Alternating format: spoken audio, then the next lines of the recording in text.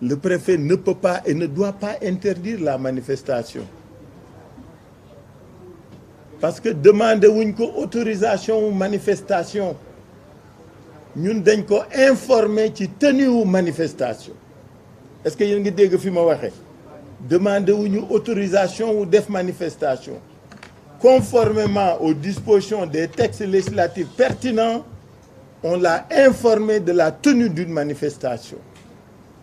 Donc mënuñu notifier mënul interdire suñu manifestation mais li ci gën a yéeme mooy ñaari raison yi mu évoqué benn raison bi mooy menace de trouble à l'ordre public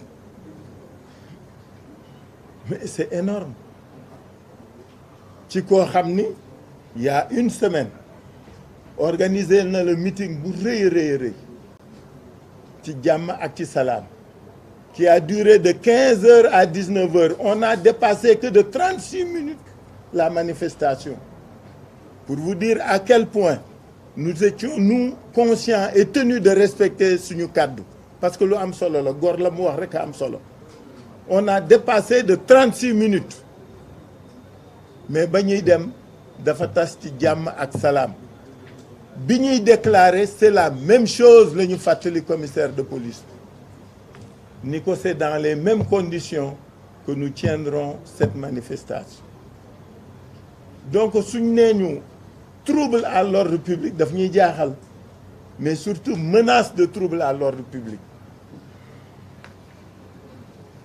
kooku mooy première raison bi li ci reelu parce que nul n'est dupe dans ce pays xam nga dëkk bi moom dafa tuuti léegi c'est une petite case c'est un village loo fi njort jëmale ko sa noon rek am na ku ko wax ak ku ko déey wala mu xam ko procureur bi wax léegi yéen ñëpp suivre ngeen ku wax feeñ c'était pas innocent pour que première cause bi ñu affiché bi préfet affiché mooy menace de trouble à l'ordre public le procureur qui sort tout à l'heure et qui dit que notre manifestation de dimanche dernier, de mercredi dernier, était insurrectionnelle. Yéen ñëpp ko dégg. Je ne veux pas faire le commentaire de son texte ou de son exposé, mais le mot, c'est lui qui l'a lâché, parce que moi, je l'ai écouté, et nous l'avons tous écouté. Il a parlé d'insurrection. Ce n'est pas innocent. Ce que vise l'État, ce que visent certaines structures de l'État est net et clair. Qu'est-ce qu'il y avait d'insurrectionnel dans la manifestation du 7? Nañ ñu ko wax du 8. Qu'est-ce qu'il y avait d'insurrectionnel? Quand est-ce que l'ordre public a été menacé? Quand est-ce que la sécurité de l'État et de la nation et des citoyens a été menacée? Jamais. Dans cette manifestation et lors de cette manifestation.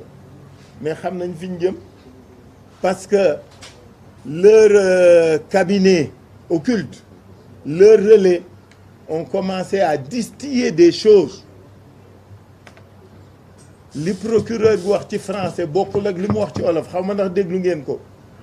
En français, il a fait preuve de beaucoup plus de retenue que bi mu wax ci wolof. Bi mu wax ci wolof nee na personne n'est intouchable.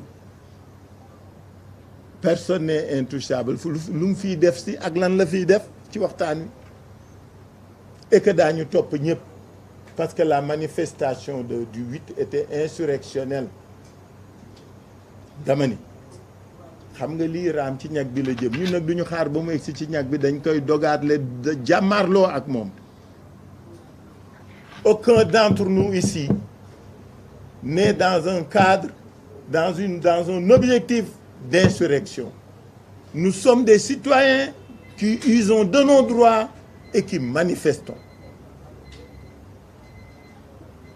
Comme que feeñaguñu ñoom ñun ñoo ngi leen di xaar ñun xam nañ fi ñu jëm xam nañ li ñu bëgg a wax mais comme que ñemeeguñ ko wax duñ leen ko wax mais je veux que rek prendre l'opinion à témoin parce que nag ci leader yi kenn doo nga fi dëkk Casamance.